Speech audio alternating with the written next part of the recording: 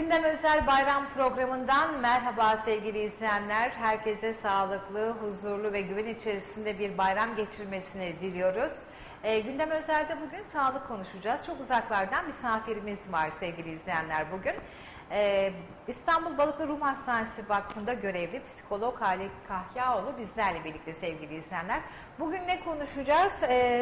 Dünyada yapılan istatistiklere göre 121 milyon insanda depresyon tanısı konmuş durumda ve bir takım ilaçlar kullanıyorlar. Bunların üzerine yapılmış bir sürü filmler var. Birçoğumuz bu filmleri merakla izliyoruz, ilgiyle izliyoruz belki. Kullanılan ilaçların artık günlük yaşantımızda sohbet ettiğimiz birçok insanın bu antidepresan ilaçları kullandığını duyuyoruz. Mutluluk ilaçları deniyor, mutluluk hapları deniyor bunlarla ilgili. Bunlarla ilgili depresyonu konuşacağız ve depresyonun bağlantısında başka konulara da değinebiliriz. Bu konuda derin bilgileri bizlerle paylaşacak çok değerli konuğumuz Hale Kahyaoğlu bizlerle birlikte. Efendim hoş geldiniz. Çok teşekkür ediyoruz bize zaman ayırdığınız için. Ben de çok teşekkür ediyorum kabul ettiğiniz için. Siz uzaktan geliyorsunuz, misafirimizsiniz. Evet. İstanbul'dan geliyorsunuz ama aslen Manisalı olduğunuzu biliyoruz. Biz sizi ilk olarak tanımak isteriz. Önceki yıllarda televizyonumuzda daha önce program yapmış olduğunuzu öğrendim ama ben sizinle ilk kez bir program yapıyorum. Ben tanımak isterim. Psikolog Hale Kahyaoğlu kimdir? Buyurun lütfen. Evet. İlk öncelikle herkese merhabalar, iyi bayramlar diliyorum. Ben uzman psikolog Hale Kahyaoğlu, Balıklı Ruh Hastanesi'nde yaklaşık 4-5 yıldır çalışıyorum. Aslen Manisalıyım, o yüzden de Manisa ile bağlantımı hiç kesmemeye çalışıyorum elimde olduğu kadar. Şöyle söyleyebiliriz, lisansımı Uludağ Üniversitesi Psikoloji bölümünde tamamladıktan sonra çalışmalarımı devam ettirmek amaçlı olarak İngiltere'ye gittim ve İngiltere'de de gelişimsel oyun terapisi alanında uzmanlığımı yaptım. Bununla alakalı belki ilerleyen dakikalarda konuşuruz.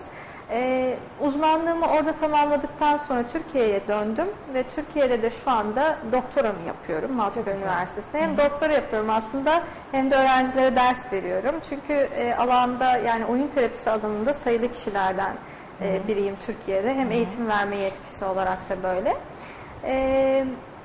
Bunun dışında ne yapıyorum? Bunun dışında Balıklı Ruh Hastanesi Vakfı'nda haftada bir gün bağımlılarla grup toplantısı yapıyorum aslında alkol madde bağımlılarıyla. Bunun dışında da yine birçok psikiyatri vakası görüyorum. İşte depresyon gibi, panik atak gibi.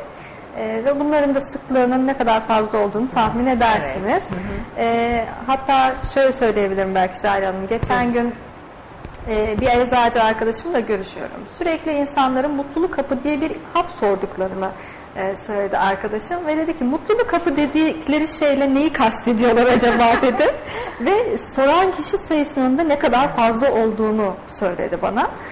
Aslında insanlar hani hap soruyorlar ama acaba neden bunun gerçek anlamda tedavisine, psikoterapetik anlamda desteğine gitmek istemiyorlar? Daha çabuk, daha kolay etki bırakan bir çözüm yolu. Şey gibi madde kullanmak gibi. Bir tane madde alayım ve bu bana çok iyi gelsin der gibi. Mutluluk hapı da böyle aslında. Biraz İnsanlar mutsuz mu acaba? İnsanlar şöyle yapılan araştırmalar hep bize söylüyor ya bunları. Yani 6 kişiden biri depresyonun klinik anlamda tanısını almış olarak gözüküyor. Ve aslında kadınlarda 2 katı olarak fazla görülüyor. Bence 2 katı fazla gibi görünüyor olmasının sebebi erkeklerin çok başvurmuyor olması, erkeklerin farklı başa çıkma mekanizmalarını kullanıyor olması. Evet. Yani birazdan bahsedeceğimiz maskeli depresyonda mesela alkol ve maddeyle depresyon baskılanıyor. Özellikle erkeklerde alkol madde kullanımı çok daha fazla kadınlara göre. Onlarda da 2 kat mesela tam tersi. Ama kadınlar bizden yardım ve destek almaya geliyorlar. Duyguları daha ön plan, daha rahat gösterebiliyorlar, daha rahat ifade edebiliyor belki. İfade etmeye kadınlarda bu belki bir avantaj olarak bir uzmana başvurma ihtiyacını hissedebiliyorlar. Şimdi depresyonu konuşacağız diyoruz ama kişi depresyon ilk olarak nedir? Kişi depresyonda olduğunu nasıl anlayabilir? O kadar yaygın ki bazen gizli depresyondan da bahsediliyor. Nedir depresyon? Ben aslında depresyonu şöyle çok daha rahat anlayabileceğimiz bir şekilde tanımlayayım. Yani biri bana geldi ve Hale Hanım sizden yardım istiyorum dedi. Ben bu insanın depresyonda olup olmadığını nasıl anlarım? İlk sorduğum soru şudur. Hayatta aranız nasıl? çok anlamlı bir soru bence. Yani hayatta aranız nasıl demek, sosyal aktivitelerinin, daha önce yaptığı şeylerin yapıyor olması ya da olmaması, evliliğinde cinsel ilişkiyi isteyip istememesinden tutun, hayatla aranız nasıl sorusu Çok geniş, kapsamlı ve güzel bir soru. Bakıyorum kişi seans esnasında ağlamaya başlıyor. Hayatla ilgili karamsar, kötümser, işte negatif bir tablosu var. Kendine olan değeri azalmış. Ve bunun yanında bazen psikosomatik belirtiler dediğimiz, yani ağrı, vücudunda herhangi bir yerinde yoğun ağrıları hissettiğini söyler. İşte başım çok ağrıyor, karnım çok ağrıyor, şuram çok ağrıyor. Uyku problemleri belki. Uyku problemleri, eşlik ediyor. evet, bu çok önemli bir şey mesela. Ruhsal dengenin bozulduğunu nereden anlarız diye sorulan sorulardan bir tanesi. Bipolar bozukluk için de böyle, diğer bütün psikiyatrik rahatsızlıklar için de böyle. Acaba güzel ve nitelikli bir uyku uyuyabiliyor mu?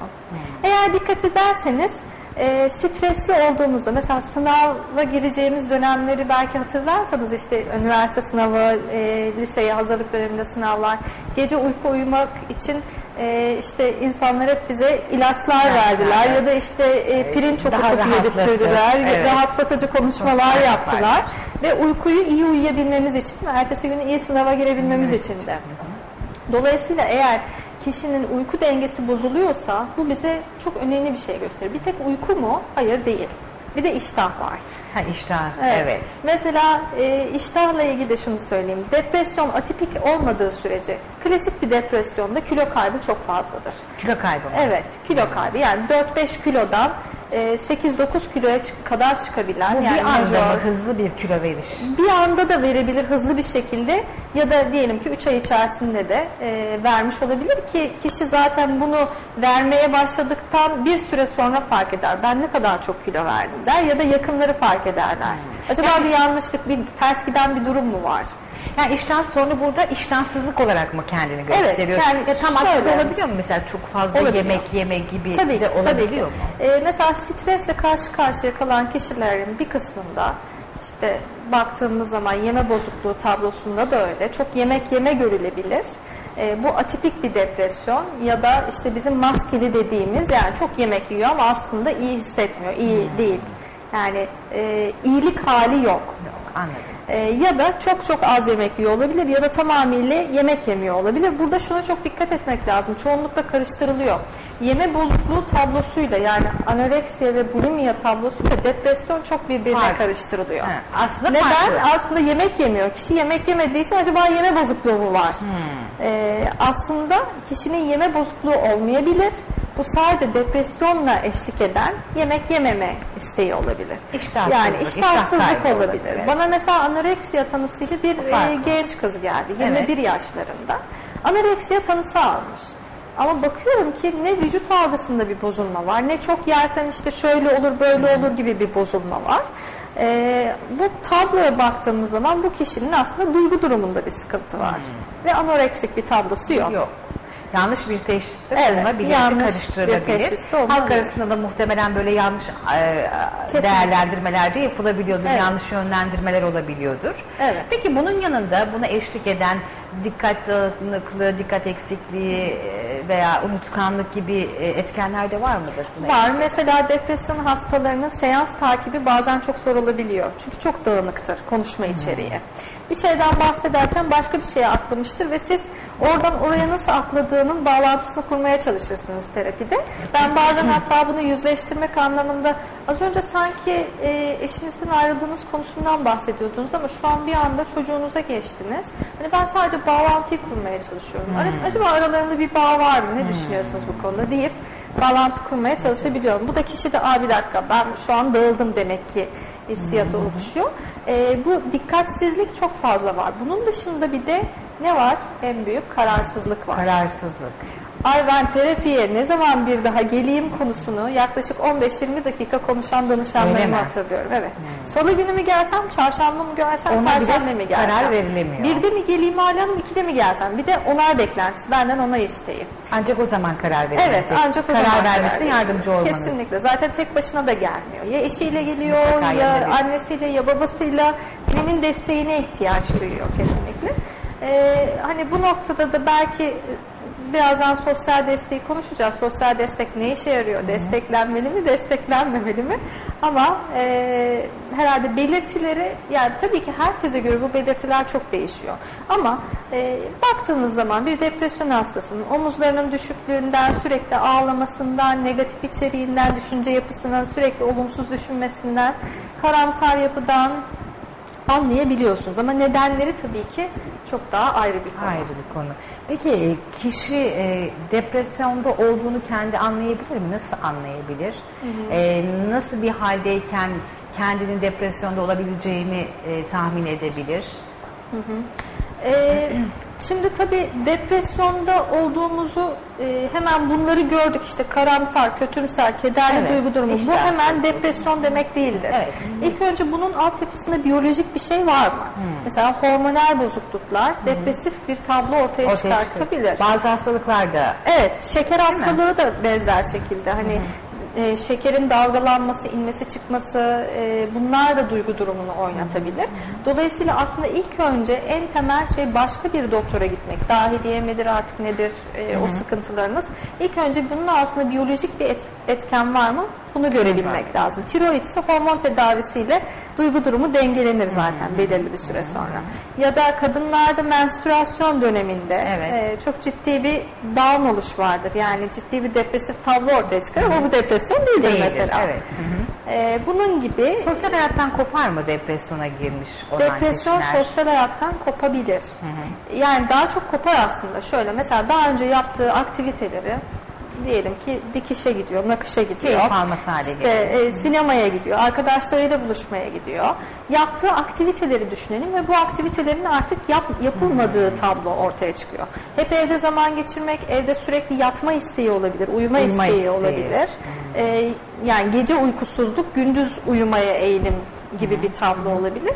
Ve arkadaşlarıyla buluşmama, İşte artık yaptığı şeylerden zevk alamıyor olma, hayatla yavaş yavaş bağlantısını kesme ve kendine, içine doğru yönelme. Zaten değersizlik hissiyatını da anlayabiliyorsunuz, hani değersizlik hissettiğini konuşmalarından. Sizce böyle mi? Sizce ben gerçekten yeterli bir anne miyim? İyi miyim sizce gerçekten? Gibi sorulardan sorularla anlaşılabiliyor ama nedenleri noktası çok önemli bence. Hani neler depresyona yol açıyor?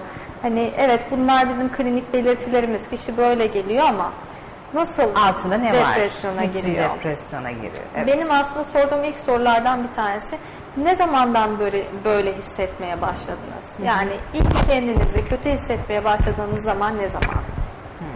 Ve kişi diyor ki işte 2 sene önce ya da 2 senedir kendimi kötü hissediyorum diyor. Diyorum ki 2 senedir kötü hissediyorsanız neden bugün geldiniz? Bu kadar beklendi. Bugün getiren şey ne? Onu merak ediyorum, onu sorguluyorum. İşte eşimle ayrılma noktasına geldik çünkü cinsel isteğim yok diyor mesela. Öyle. Demek ki onun için bu çok önemli bir şey ki eşiyle ayrılmaya kadar getirdi. Buna çözüm bulmak istiyor. Dolayısıyla bana getiren şeyler benim için ilk önce önemli olan şeyler. Ama nedenlerinin sorgularken ben geçmişte, yani aile yaşantısında, annede, babada alkol madde kullanımı, psikiyatrik tablo, şizofreni, böyle bir background'u var mı acaba? Genetik bir yatkınlığı var mı? Olabiliyor mu? Olabiliyor ve sıklıkla da oluyor zaten. Bir tek aslında biyolojik bir kazanımdan ziyade öğrenilmiş de bir taraf olabiliyor. Öyle mi? Mesela annesinin başa çıkma yöntemleri, her stres altına girdiği zaman yemek yememek, uyumak ve işte çaresizlik, umutsuzluk gibi bir depresif tabloyla karşımıza çıkan bir anne figürü varsa çocuk bunu yıllarca görüyor. Ve bunu da kendi hayatında bir şeylerle başa çıkmakta zorluk çektiği zaman aynısını uygulamaya başlıyor. Tabii bunları öğrenilmiş bir mekanizma oluyor. Öğrenilmiş bir savunma mekanizması oluyor bu artık. Ve kişi bundan çok daha zor kurtuluyor. Hani öğrenilmiş yaşantılar birazcık daha köklü oluyor çünkü. Hani genetik derken bir tek genetik etmenler değil, bir de öğrenilmiş bir durum ve rol alma. Belki genetik yatkınlık kadar da önemli diyebiliriz değil mi buna? Kesinlikle, kesinlikle. Ama hani nedenler arasında sıralayabileceğimiz pek çok şey var. Yani depresyonun background'unda ayrılma olabilir, bir eşten ayrılma olabilir. Çok değer verdiği bir yakınının kaybı Aynen. olabilir, kaybetmiş olabilir, yaz sürecinde olabilir. Ama bu arada şu şeyi de söyleyelim, hani her yaz sürecinde olan depresyonda demek değildir. Onun bir süresi vardır, o yaz ağlamak, süresinde. aynen öyle. Yani 6 ay kadar ya da 1 sene kadar Normal karşılanabilir. yakınımızın ölmesi, vefat etmesi karşısında verdiğimiz ağlama tepkisi, yıkılma, üzülme, şok olma, bunlar çok normaldir. Bunun uzaması halinde uzamış yas oluyor o zaman. Evet. Bu bizi depresyonla ilgili konuşmaya götürebilir. Peki başa çıkamayacağı bir hastalıkla yüzleşmesi, böyle bir şey öğrenmesi, böyle bir tanının konması da depresyona iten sebepler arasında sayılabilir mi? Kesinlikle. Bunlar arasında kanser olabilir, uzun vadede MS olabilir ve diğer kronik bütün rahatsızlıklar. İşte şeker hastası olan bir insan da aynı psikolojik durumu yaşayabilir. Çünkü hayat boyu bununla mücadele edecek. Ve bu kişiyi depresyona sürükleyebilir ama burada algı çok önemli. Biz bu hastalığı nasıl algılıyoruz? Bu hastalık bizim için ölümcül ve bizi öldürecek bir hastalık olduğu için mi depresyona giriyoruz? Yoksa işte yakınlarımızı bırakacağız, onlar ortada kalacak diye mi? Yani kişinin o düşünce ne düşündüğü yapısı, önemli, ne hissettiği önemli burada. Evet, ne hissediyor, ne düşünüyor? Oraya yoğunlaşmak lazım asıl. Bazen iflaslar olabiliyor, maddi kayıplar oluyor. Bunlar da diyoruz ki işte sonunda belki intihara kadar gidiyor. Bir depresyon ağır geçiriliyor, tedavi olmuyor. Bunları da sayabiliriz değil mi arasında? Kesinlikle. Şimdi tabii depresyonun tedavi olma kavramı biraz karmaşık bir şey. Öyle mi? Çünkü depresyon tam olarak tedavi olur mu? Ülkemizde çoğunlukla tedavi tam olarak olamıyor. Neden? Çünkü psikofarmakolojik desteği alıyor, ilacı alıyor. Yani antidepresanı, benzodiazepini, işte şimdi artık antipsikotikler de kullanılmaya başladı depresyon tedavisinde. Ve tedavi olduktan bir süre sonra da kişi kendini iyi hissedince ya kendi kendine bırakmaya kalkıyor. Yani genellikle kendi kendine bırakmaya kalkınca zaten kötü bir tablo ortaya çıkıyor. Ama normal şekilde bıraksa bile psikolojik, yani psikoterapetik destek olmadığı zaman ve bu depresyon tekrar etme özelliğine sahipse kişi işte o zaman çok zor durumda olabiliyor. Yani depresyon %50 oranda tekrar edebilme riskine sahip. Öyle mi? Yani tekrar bizim depresyona girme olasılığımız çok yüksek. Ama derseniz ki ne zamanlar biz depresyona gireriz derseniz, şimdi bizim yaşamsal bazı dönemlerimiz var. Mesela ergenliğin sonu. Ergenlik de aynı şekilde ama ergenliğin sonunda genç yetişkinlik başlıyor. Yani artık kişinin toplumsal rolleri, işe girme gibi işte ya da üniversite hayatına atılma gibi rolleri almaya başladığı nokta genç yetişkinlik. O noktada kişi ben kimim sorusunu tekrar sormaya başlayabilir. Yani bir kimlik krizi yaşayabilir. O durumda depresyona girebilir. Başka peki kadınlar açısından en önemli hayat dönemi ne var sizce? Aklınıza ne geliyor? Evlilik belki, ayrılık olabilir. Menopoz? Menopoz olabilir. Menopoz olabilir. 30 yaş dönemleri falan. 30 yaş dönemlerinde de yine orta artık genç yetişkinlik gidiyor. Yaşla ilgili orta sıkıntılar doğru giriş yapılıyor. olabilir. Çocuk dünyaya getirme belki yine. Ya getiremediyse. Ya getiremediyse tabii. Tabii bunlar çok önemli. Tabii kesinlikle. Onlar başlıyor tabii. Getirememesi de daha büyük bir kayıp olabiliyor. Evet. Ayrılık durumları yine, eşinden ayrılmak ve yalnız tek ebeveyn olmak mesela. Evet, bunlar çok önemli. Bunlar çok önemli. Baş edebilmek, ayaklarının üzerinde durabilmek, hayatının getireceği belki kaygıları olabilir hayatla ilgili. Ben şöyle düşünüyorum, popüler olan kişilerde, ünlüler, siyasetçiler olabilir, futbolcular olabilir. Evet. Bunlar dönem dönem böyle zirve yaptıkları dönemler olur. Çok popüler oldukları dönemlerden sonra düşüşleri de geçebiliyorlar. Bu dönemlerde de bazı duygularında yine kimlik krizi yaşanıyor. Yine kimlik krizi. Yani ben böyleydim, ben ünlüydüm, ben iyiydim. Ama şimdi değilim. Aynı şey gibi değerlendirelim bence bunu. Hani genç ve güzel olmak ve orta yaş ve yaşlılığa doğru geçiş yapmak. Hani o tap yapan durumdaki bizle diğer biz arasındaki farklılıklar çok ciddi bir kişide bunalıma neden olabiliyor. Ama aslında bir noktayı, çok önemli bir noktayı atlamayalım. Bir nokta daha var sanki. Doğum sonrası var. İşte evet, doğum sonrası. Az önce söyledim ama belki hani bebekten sonraki. Bebekten Evet. sonraki dönem kadınlar için çok kritik. Yani doğum yaptı ve bizim doğum sonrası depresyon dediğimiz ismi de ayrıdır hatta Evet. depresyondan. Postpartum depresyon dediğimiz bir depresyon şekli var. Tabii doğum sonrasında sizin çocuğunuz var, az çok bilirsiniz. Evet. Nasıl hissediyor insan Yani kendisini? tamamen hayata bakış açısı değişiyor. Daha endişeli, daha Evet. kaygılı, sorumlulukları artıyor. Sadece benken veya iki kişiyken artık sen ve eşinden daha önde olan bir ikinci plana atılıyorsun. Ha bu doğru mu yanlış mı onu bilmiyorum. Siz daha belki doğrusunu Peki beden söyleyeceksiniz. imajınız? Onda da Şişik bir karından farklılıklar geriye oluyor. kalmış. Birçok değişimi o zaman anlıyorsunuz. Hele benim gibi ileri yaşlı bir anne olduysanız daha net görebiliyorsunuz aradaki farkı. Evet, bu da bir takım belki sıkıntıların yaşanmasına da sebebiyet veriyor Bir olabilir. de şu var, diyelim ki geleneksel bir toplumdan geldiniz ve erkek çocuğu doğurmanız gerekiyor. Bu da çok Ama önemli. erkek çocuk kesinlikle. doğuramadınız, geldi kız çocuk. Evet. Bu biliyorsunuz ta Osmanlı'nın da öncesinden geldi bir çok durum. eski. Hatta şu anda halen devam ediyor. Ben İstanbul'da çalışıyorum ve İstanbul popülasyonunda da inanılmaz derecede erkek çocuk sahibi olamayan kadınların aile tarafından dışlanması, işte kötü davranılması, yani ve çocuktan sayılmaması, doğan çocuğun çocuktan sayılmaması ve değer verilmemesi. Bu devamında çocuğun da depresyona girmesine Tabii sebep ki. olabiliyor mu? Kız Tabii ki. çocuğuysa Evet. belki itelenecek, değersizleştirilecek. Belki çocukta da bir takım sıkıntılarla yeni bir nesilde yine depresyonla başa çıkmak zorunda kalacak. Maalesef. Ben mesela şeyi soruyorum. Siz beklenen ve istenen bir çocuk muymuşsunuz diye soruyorum. Bu çok önemli bir soru. Bu çok önemli bir soru. Bazısı diyor ki ben kaza kurşunuyum. Bazısı diyor ki ben çok istenmişim ve çok beklenmişim. Yıllarca beklenmişim. Bu mesela büyük ihtimalle daha korunan bir çocuk olacaktır. Yani çok beklenmiş çünkü olmamış yani. Ama eğer çocuk şunu bilirse ben doğduktan sonra da istenmemişim. Çünkü ben kızmışım. Yani kız çocuğu olmam dolayısıyla istenmedim. Zaten anne de kendisini böyle hissedecek. Yani ben bu ailede iyi çocuk doğuramadığım için istenmiyorum, beğenilmiyorum, sevilmiyorum hissedecek, değersiz hissedecek. Bu bütün annenin hissettiği her şeyde yavaş yavaş çocuğa aktarılmaya Bu başlayacak. sosyal bir sıkıntı aslında değil mi? Kesinlikle.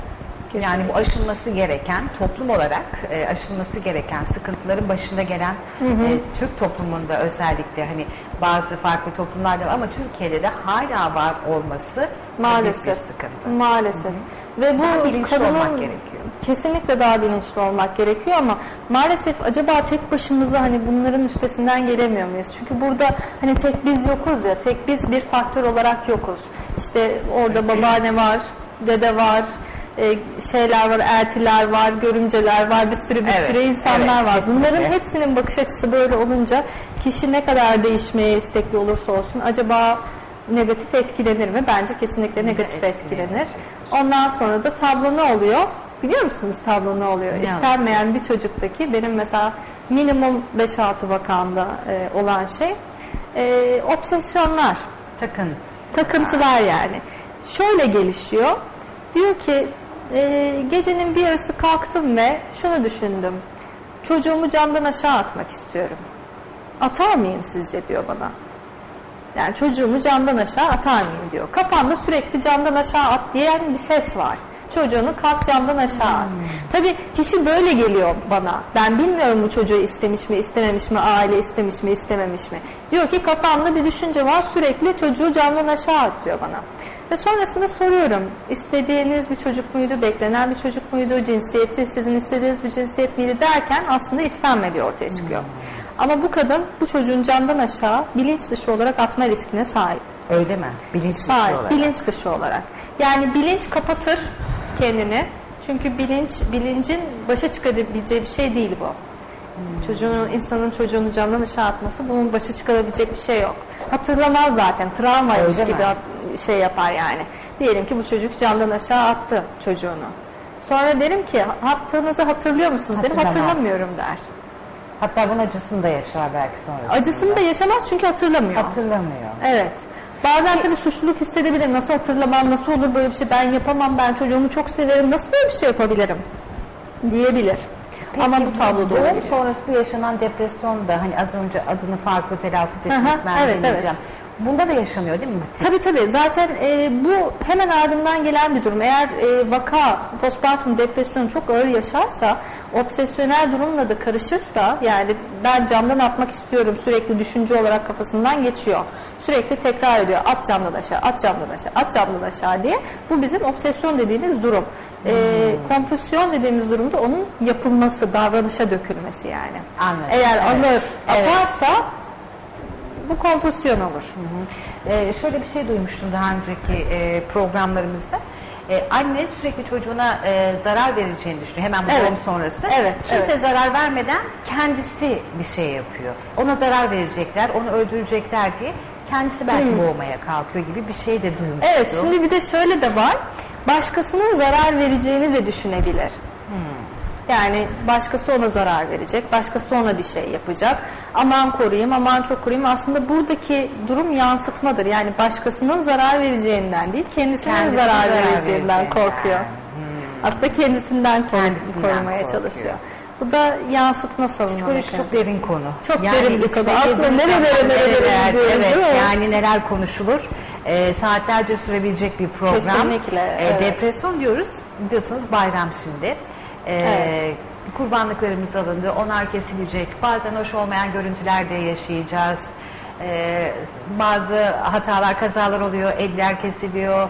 Çocuklar bunları görüyor. Çocuklar belki evde beslenmiş bir koyun veya bir iki gün görmüş, alışmış ama o gün kesilecek, sofralara gelecek. Çok önemli, çok güzel anlamı olan dini bir bayramı kutlarken bir taraftan da böyle zarar görebilir mi çocuklar? Bunlardan nasıl etkilenir? Çocuklara ne anlatmak gerekir bunlarla ilgili? Neler söylersiniz? Aslında hiç tahmin bile edemeyeceğimiz şekilde zararlar görebiliyor çocuk. Hani bunu tahmin edemiyoruz. Bu kadar olabileceğini tahmin edemiyoruz. Şöyle 0-10 yaş diyelim.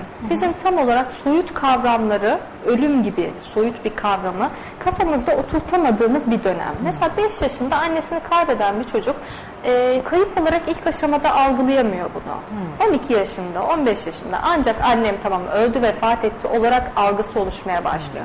Çünkü biz somut algılıyoruz dünyayı. Olduğu şekliyle algılıyoruz ama o daha soyut durumlar, ölüm, kayıp gibi şeyleri henüz anlayamıyoruz. Peki bu yaşta bir çocuğa evine güzel güzel koyunu getirdiniz. Onunla çok iyi zamanlar geçirdi. Ve daha sonra hatta vedalaşmadan, keseceğinizi bile söylemeden koyunu alıyorsunuz, kesiyorsunuz. Bir de kestiğinizi de söylemeden pişiriyorsunuz. Önüne yemek olarak koyuyorsunuz. Çocuk onu yiyor. Ondan sonra şunu soruyor. Diyor ki, ya bizim koyunumuz vardı, ne oldu ona diyor. Yedi mi az önce? Travmayı düşünebiliyor musunuz? O çocuk bir daha et yemeyebilir. Hiç dokunmayabilir. Ne zaman et kokusu görse, et kokusu hissetse kaçabilir ortamdan. Benim babam böyle mesela. Çocukken çok iyi anlaşmış bir bu kurban döneminde. Daha sonra o kesilmiş ve bu onun için travma olmuş. Dolayısıyla da şu an et yemiyor. Ve şu an 60 yaşında. Şu an babanız öyle. Evet. Yani ne kadar etkilenmiş. Yemiyor. Yani kokusu olsa dahi yemiyor. Tabii az önce uzun yıllar tabii ki. Yani vejetaryen olabilir bu insan. Hiç yemek yemeyebilir. Bir de aldınız kafasını kestiniz önünde. Çocuk istese de yani merak eder çünkü çocuklar. Der ki ben de geleyim der. Sizin ona yenik düşmemeniz lazım. Yani onu mutlaka görmemesi lazım. Televizyonları da açıp bunun olduğu kanalları da gösterirseniz yine negatif etkilenir. Çünkü dediğim gibi o kavram daha oluşmadı. Yani şey diye düşünün hani 2 yaşındaki bir çocuğu okula göndermek gibi. Çünkü daha el becerisi gelişmemiş, ince motor hareketler gelişmemiş ve siz birden okula yolluyorsunuz. Ne yapar o çocuk orada? Bocalar. Yani daha ölüm kavramı oluşmadan 0-10 yaş arası mı özellikle böyle dikkat edilmesi gereken? 0-10 yaş arası çok dikkat edilmesi gerekiyor. Uzak tutmamız lazım çocuklarımızı. Aman dikkat. Hatta şöyle çok ufacık bir örnek vereceğim. Vaktimiz var mı bilmiyorum ama. Benim bir tane danışanım var. Alkol bağımlısı. Bana şunu dedi. Aile ilişkileriniz nasıldı dedim geçmişte. Vallahi anlayamadım, bilemiyorum. Size ben söyleyeyim, siz söyleyin nasılmış dedi. Tamam dedim, nasılmış? Dedi ki biz ne zaman dedi Kurban Bayramı olsa o zaman bir araya geliriz. Ve babamı ben sadece hayvanı keserken görürüm, o zaman sohbet ederiz dedi. Nasıl yani? Başka zaman sohbet etmez miyiz? Hayır. Biz Kurban Bayramı'nda sohbet ederiz. Tam hayvanı keserken babam o sırada bana nasıl kesileceğini, dini açıdan Onları ne kadar anlatıyor. önemli onları anlatıyor. Bunun dışında hiçbir konuşmaları geçmiyor. Ve Kurban Bayramı'nda hayvanı keserken orada yaptığı konuşmaların ne kadar değerli ve önemli olduğunu söylüyor. Ve o çocukluğundan beri sırf babasıyla konuşabilmek için kurbanın kesildiği mekana gidip birebir orada bulunmuş. Yani bu çok farklı bir vaka mesela. Evet, çok ilginç. Çok ilginç. Hayatlarda ilginç hikayeler, ilginç anılar mutlaka ki var. Bunlar da bir takım rahatsızlıkları beraberinde getiriyor diyebiliriz. Peki depresyonda olan birinin çevresindekiler ona nasıl davranmalı? Bu depresyondan kurtulması için ilaç mı, terapi mi görmesi gerekiyor? Her ikisi birlikte olabilir mi? Nasıl bir süreç işliyor tanı konduktan sonra? Şimdi tanıyı aldık. İlaç desteği gerekli olan durumlar oluyor. İlaç desteği olmadan tedavi ettiğim de çok kişi var benim. Hani ama çok ağır tablo değil. Bir majör depresyondan bahsetmiyorum. İntihar eğilimi falan filan varsa zaten mutlaka ilaç desteği gerekiyor. Ama yapılan araştırmalar hem ilacın hem psikoterapetik desteğin birlikte gittiği durumların çok başarılı sonuçlar verdiğini söylüyor. Burada psikologla psikiyatristin ne kadar uyumlu çalıştığı ve ne kadar işbirliği yaptığı önemli. Yani ben genellikle psikiyatriste gidip bilgi veriyorum. Psikiyatrist bana diyor ki şöyle şöyle gidiyor. Bu alanlar şu kısımlarda sıkıntılar var diyor. Ben onları çalışıyorum mesela. Dolayısıyla işbirliği yapıyoruz. Ama kişi sadece ilaç desteği alır, terapetik destek almazsa o sorunu ne yapmış oluyor? Kapatmış oluyor. Tamam, beynindeki serotonin hormonu güzel güzel salgılanıyor ama ilerleyen durumda durum tekrar edince hangi tabloların tekrar ettirdiği ne anlayabilmek gerekiyor. Ve yakın desteği dediniz. Yakın desteği tabii ki çok önemli ama ben burada semptomun ortaya çıkışının anlamına bakarım. Evet. Yani bu panik atak olur, depresyon olur hiç fark etmez. Kişi neden böyle bir semptomla benim karşıma çıktı? Bunun anlamı ne? Ve bu semptomu yani depresyonu ortaya çıkarttığı zaman neler değişiyor aile hayatında? Daha mı çok ilgi görüyor? Kalkamadığı, yemek yapamadığı, yemek yemediği için 3 tane çocuğu var diyelim ki yemek yapamıyor. Onun yerine eşi yemek yapıyor. Burada avantajı mı dönüşüyor? Aslında biraz böyle olan durumlar da olabilir. Biz bunlara ikincil kazançlar diyoruz. Bunlara dinamik yaklaşanlar birazcık daha böyle bakarlar. Semptom ne işe yarıyor? Semptomun işe yaradığı durumlar neler? Evet, mesela 3 çocuk artı ev işi artı şu artı bu kadın çökmüş olabilir hakikaten. Yani tükenmişlik sendromu dediğimiz duruma girmiş olabilir. O yüzden aslında evet yakınların desteği çok önemli ama yakınların sadece depresyonda olan ilgi ve alakası değil burada. Asıl bu kişinin istediği ilgi ve alakaysa şayet her zaman ve daimi olarak ilgi ve alakası. Ama bir koca sadece benimle cinsellik yaşamıyor diye ve cinselliği daha iyiye çıkartabilmek için getiriyorsa bu da bir sıkıntıdır.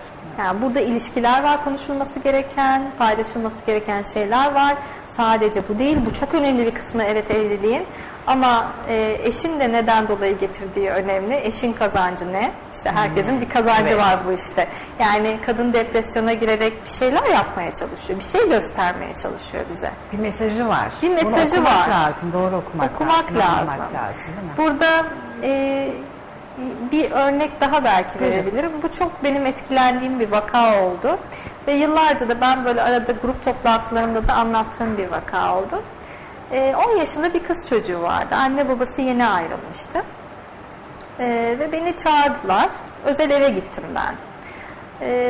Şunu dediler, hani 2 aydır anne babası ayrı, babasıyla yaşıyor. Annesi de taşındı İzmir'e. Annesini göremiyor yani yaklaşık 2 aydır, 3 aydır. Ve kafası kopuk kadınlar gördüğünü söylüyor. 10 yaşında bir kız çocuğu. Kafası kopuk kadınlar. Yani şey olarak halüsinatif bir şekilde olmayan insanlar gördüğünü söylüyor. Ve bunun için annesini arıyor. Anne, ben çeşitli insanlar görüyorum. Aslında yoklarmış onlar. Hale abla öyle dedi. Öyle. Onların olmadığını söyledi Hale abla ama ben onları görüyormuşum.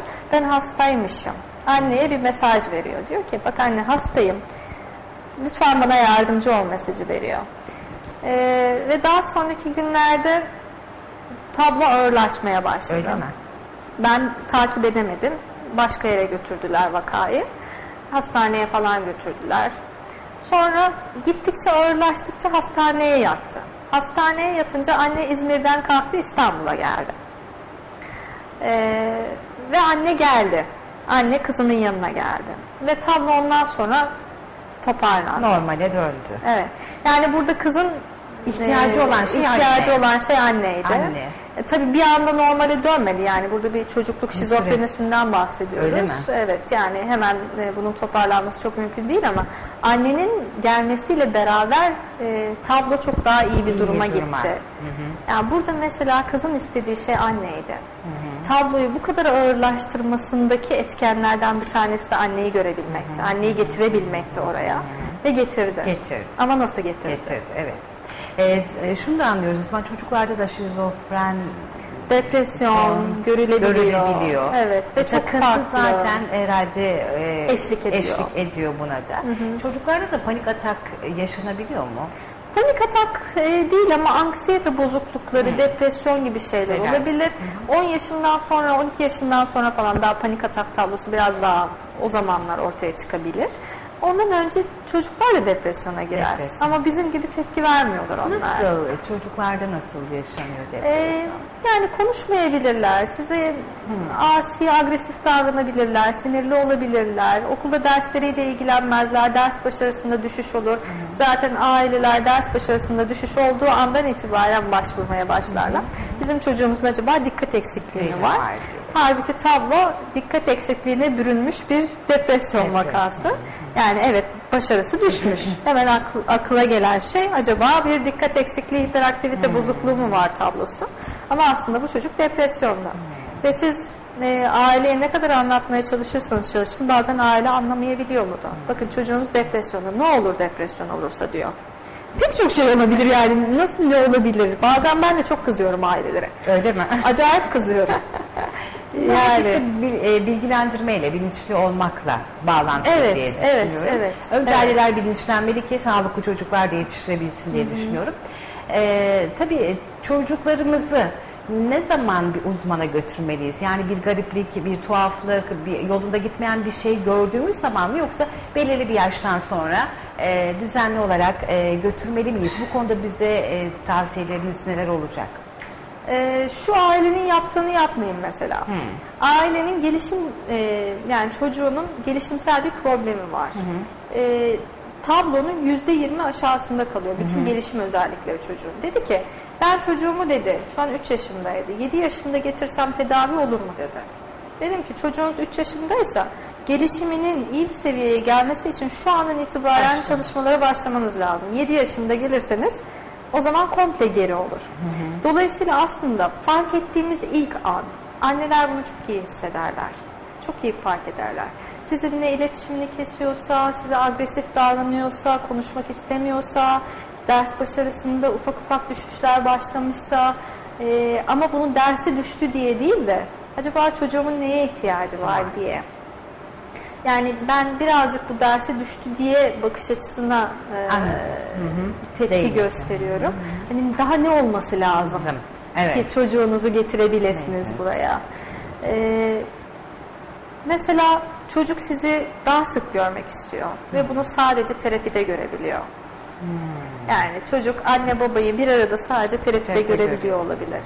Yani çocuğun fark ettiğiniz bütün özellikleri yaşıtlarıyla değerlendirdiğinizde işte ince motor hareketleri olabilir, davranışsal özellikleri olabilir, her şey olabilir. Duygu durumu olabilir, gülmesi olabilir, çok ağlaması olabilir. Çocuklar aslında böyle bir şeye çok üzüldüm diye duygusal olarak ona yatırım yaparak ağlamazlar ama oyuncaklarını kırabilirler, oyuncaklarını fırlatabilirler, oyun oynamak istemeyebilirler. O kadar çok şey olabilir ki hani bunu ancak terapide daha iyi anlaşılabiliyor ama hissettiğiniz ilk an diyelim. Evet, daha dikkatli olmalı, daha takipte olmalılar belki takipte olmalıyız ama çok da böyle baskı kurarak, alanına çok girerek, nüfuz ederek, dışarıdan takip ederek. Hafif hafif. Evet. Onunla oyun oynayarak, her akşam 1 saat vakit geçirerek olabilir. Bakarsınız orada oyun kurabiliyor mu, düzenli bir oyun oynuyor mu, sizi dahil ediyor mu, bir şeyler paylaşıyor mu, sizi dahil etmesi de çok önemli. Etmiyorsa da bir sıkıntı vardır. Orada da bir sıkıntı var. Evet, siz gittiniz yanına oturdunuz, sizi hiç sallamıyor. O kendinde oynuyor yani. Burada da problem var. Burada bir sıkıntı olabilir. Burada dikkate almak gerekiyor. Evet, yine erişkinlerdeki depresyonun tedavi süresi, tedavi başarısı, bunlarla ilgili neler söylersiniz? Evet. Tedavi süresi ve başarısı aslında eğer bir depresyon hastası psikoterapi sürecine haftada bir geliyorsa, depresyondaysa, çok daha ağır depresyonlarda ben haftada 2 ya da 3 de çağırabiliyorum.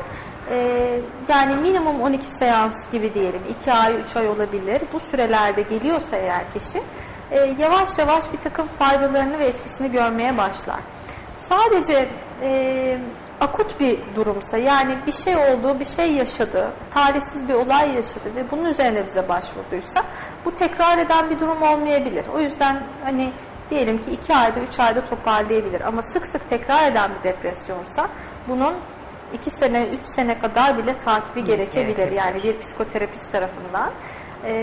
Acaba bu bir kronik depresyon mu, majör depresyon mu, mevsimsel depresyon mu?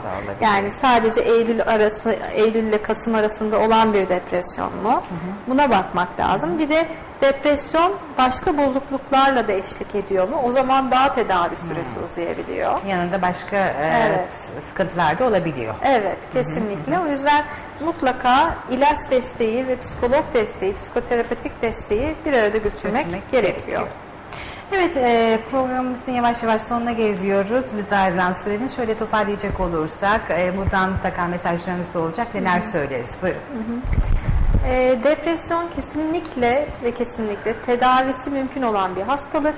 Mutlaka ailenin, yakınlarının da olabilir, kişinin kendisinin de fark etmesiyle beraber destek alınması gereken bir hastalık.